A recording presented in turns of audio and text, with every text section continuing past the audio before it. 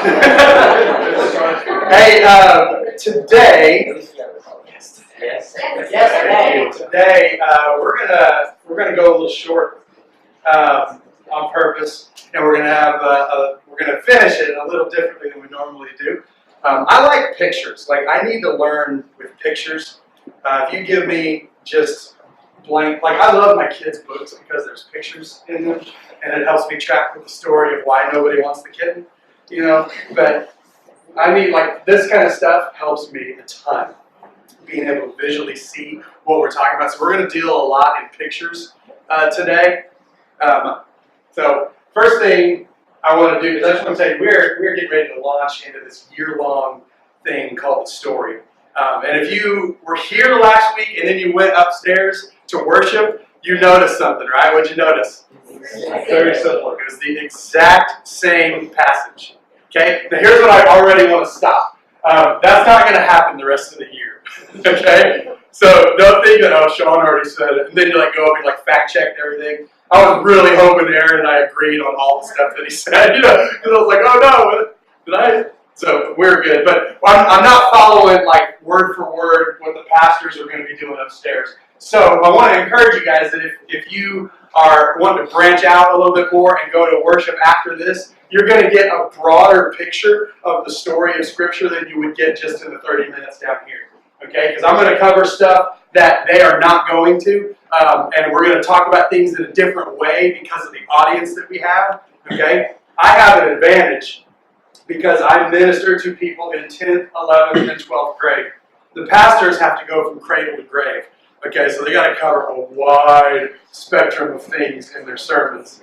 I just get to talk about whatever it is you guys want to talk about. So, the way that's going to work, like we talked about our values last time, we got worship, Bible, family, and mission. All right, so when we talk about these things, we're going to come at it from a different perspective. So, like if the whole story, if we're in the book of Genesis and we're talking about family, then what I'm going to do is focus in different places than the pastors are going to be focused on. We're going to be hitting things that are more like this level, more appropriate for this crew, more relevant kind of thing, like just a laser focus into what you guys need to hear. Okay, that doesn't mean that that's worthless up there. That means that what it's going to do is it's going to broaden your understanding of the entire story. Okay, it's like a supplement to it. All right, so we're not gonna do the exact same passages, the exact same stories, the exact same points, nothing like that. Okay, sound good? All right, so today we're gonna lay some framework for where we're gonna go for the rest of the year. I want to tell you guys a story. I want to read you guys a story because I didn't memorize it. There's a guy named Charles Steinmetz who was an electrical engineer of towering intellect, and after he retired, he was asked by a major appliance company to locate a malfunction in their electrical equipment. None of this manufacturer's experts have been able to locate the problem. So Steinmetz comes in, he spends some time walking around, testing the various parts of the machine, and finally, what he did was he took a piece of chalk out of his pocket, and he went up to the machine, and he put a little X. You can't really see purple back there. He put a little X on the machine where the problem was.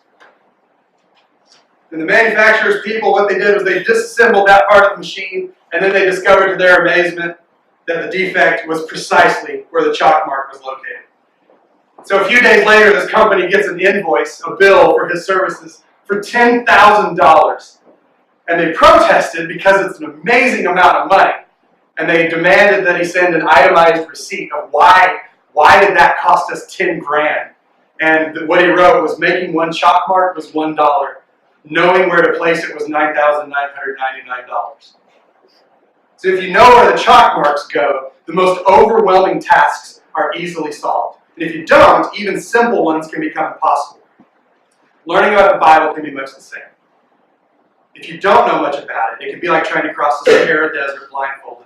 But if you learn where a few of the major chalk marks go, the Bible can be, at the very least, an interesting and valuable source of information and inspiration. So why am I telling you this story? Why are we talking about a little big chalk mark and a $10,000 bill? It relates completely to what we're going to be doing for the next year. Okay? So the point today, I want you to learn how the Bible is put together. I want you to know where those chalk marks are. Okay? Let's pray and then we'll get going. Daddy, we love you. We thank you for your word. We thank you that it is alive. It is active. It is relevant. It is purposeful. It means something today. And I pray that you would use today and you would use every week hereafter to transform the hearts and the lives of the students and the leaders and myself. God, let this word matter to us this year. Let us understand your story. God, we love you. In your name, amen. So,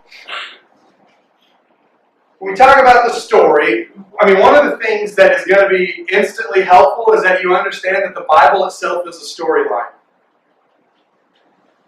From start to finish, there is a golden thread of plot that runs through the whole thing. The whole thing is a story. Even the parts that we slog through that we have no idea why we're reading them. I don't understand this wheel full of eyes thing. I don't understand why I can't put old wine in a new wineskin. I don't know why I need to cut out mold out of my wall. There's a lot of stuff that we just kind of want to skim over, but all of this together collectively is a great story. So knowing the storyline is immediately helpful. All right, so Star Wars fans, we keep talking about this because it's the biggest movie in our generation, right? But how did Star Wars come out originally? It started with what? Started with episode 4, right? It went 4, 5, 6, and then it went where? 1, 2, 3, and now we're where? 7.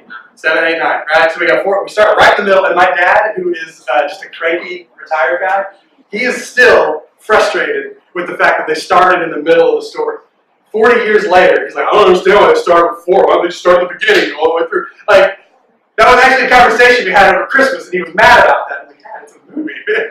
But he was frustrated because the story didn't make sense to him. And that's kind of how it was designed, was you want to create this intrigue and all of this. But then when you go back to the beginning and you skip episode 1 because it was worthless, and you start with episode 2, and you start to see how this stuff comes together, and then you skip ahead to 7, 8, 9, and you see that there's more to this. It's this broad timeline of events that starts to make sense when you know the order that they're put together. Okay? So thinking that the Bible is random, man, that can be frustrating. When you just kind of flip open to something and you're like, what the heck is Micah talking? Why is Ruth taking the dude's shoes off? What even is this? If we think it's just a random bunch of stuff, that can be very frustrating because none of it will make sense. We skip to the parts that are easy, like Matthew, Mark, Luke, and John, and then the rest of it's kind of I know this is good, but I don't get it. And so when you get frustrated, if you're like me, when I get frustrated, I just get mad and I want to quit. Anybody else like that? You get frustrated, you just want to not worth it. This is dumb. I don't get it right away, so I quit. I am so bad at that. And reactionary like crazy. But the Bible, you guys know this, but I want you to understand it even further. It's more than just this collection of random wise sayings compiled into this anthology. It's a story. It's a living story. It's a relevant story. And we're going to unpack it like crazy in the next year, and it's going to be so good when you start to see how it's put together. Simply knowing why the Bible is organized the way that it is helps us understand it better. Okay? Once we know where in the story verses like these fit, like don't plant your field with 2 kinds of seed, Zipporah took a flint knife, cut off her son's foreskin, and touched Moses' feet with it. And Jesus said to them, this is the best command in the Bible, come and have breakfast. When we start to understand where these things take place in the story, it starts to make a lot more sense about why they're saying some of the stuff that they're saying in there. Okay? So, here we go. The story. There is a simple way that I want to frame the story with you guys. And our series for the next year is going to follow this storyline, so you're always going to know where we are. Okay? We talked about our values, we talked about our mission statement, we talked about that stuff, and so we're going to play within that. But at the same time, you're going to understand this timeline, this storyline of Scripture, so that when we're talking about 1 Kings, or when we're talking about Nehemiah, or when we're talking about Acts, or we're talking about prophecy, or whatever, you're going to understand where that fits in the grand scheme of things. And that's going to help you understand the why behind it so much better. Okay? And we're going to walk you through that throughout this year. But the way that I want to frame this is that there are 12 eras to remember that's going to help the story flow. Okay, now some of you guys might be vaguely familiar with this. Some might remember just a little bit of this. But this is one of the tools that I used back in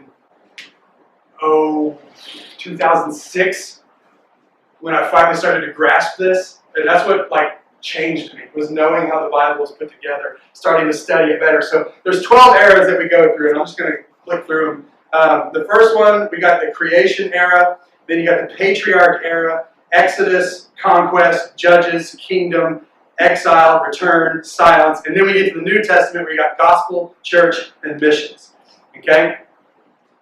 So this is the timeline. This is the storyline of how the Bible is put together in these eras. You can kind of frame everything this way.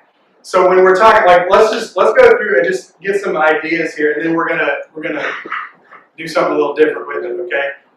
Creation era. What is that about? Just off the cuff, what do you think? Or who's involved?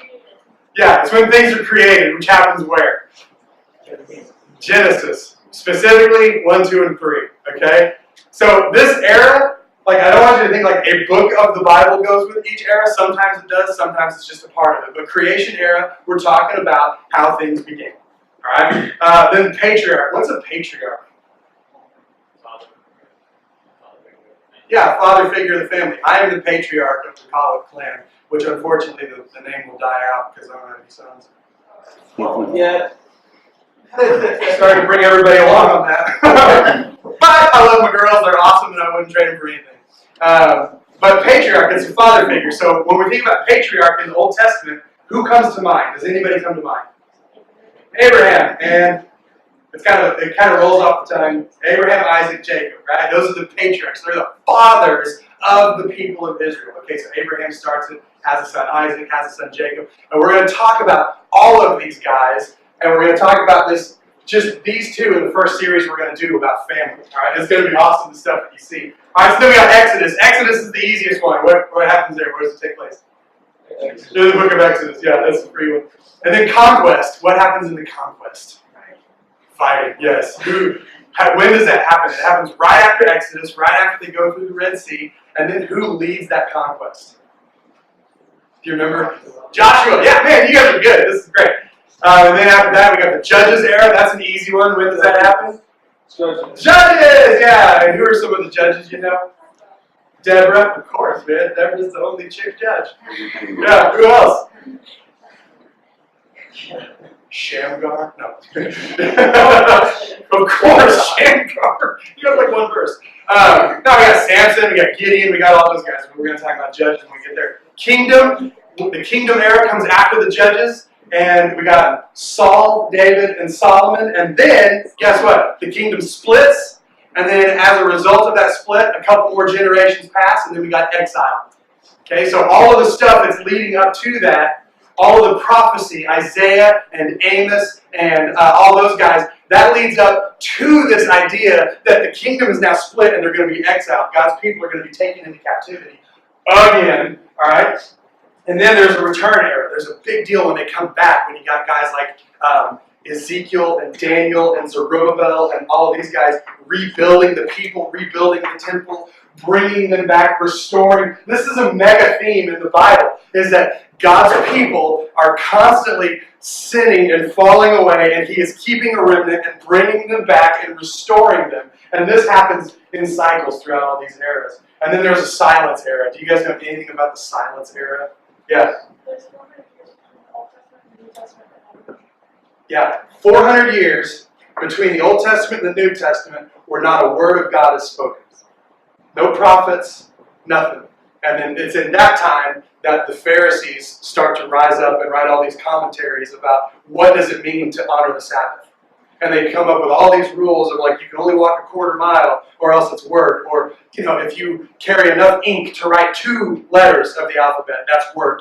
So they come up with all this stuff and overload the people. And then after that 400 years, that silence is shattered by a baby crying in a manger. And then we usher in the gospel era. And that's where Jesus comes in. And we know the gospels. That's Matthew, Mark, Luke, and John. After the gospel era, the church era happens. That's when Acts begins, the early church, and we start seeing the Holy Spirit showing up in power. And this is what we're studying in Bible study right now, is just the formation of the early church. And then from the church, we have the missions era where they start to send people out like Paul and Barnabas, and all these guys are going on their missionary journeys. And so that is kind of how the Bible flows, this arc of the Bible story. Okay? And so what I'm going to do over the next several months is in the series that we're in, I'm going to constantly refer back to, hey, this is taking place in creation. This is taking place in the Judges. This is taking place in the return. That way, when you read stuff that's just like so disconnected from everything else, you can start to put this together and keep the structure intact. And it's going to be so helpful. But these pictures are like 1983 flannel graph pictures that I do not like. So what I want to do with you guys instead is I want to modernize this a little bit. And whatever we come up with today, I'm going to print them out and put them on a wall in here somewhere so we can constantly refer back to it. So as a table or as a couch, what I want you to do is I want you to get your phones out.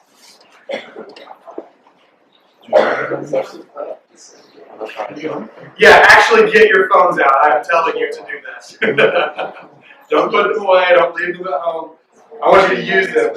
Now, I want you to open up something where you can type, text message, notes, whatever. Or Snapchat, what you need as part of this. And I want you to open up an emoji keyboard.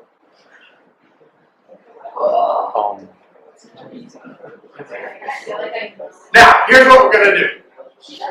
As a couch, or as a table, or as a cafe chair by the door group, whatever, I want you to come up with an emoji that represents each of these eras. And we're going to have you guys kind of present them at the end. If there's disagreement, then we're going to state our case for why this one works better than this one, or whatever. Yeah. Anything. It doesn't have to be only smileys. It can be anything. Even like the American flag.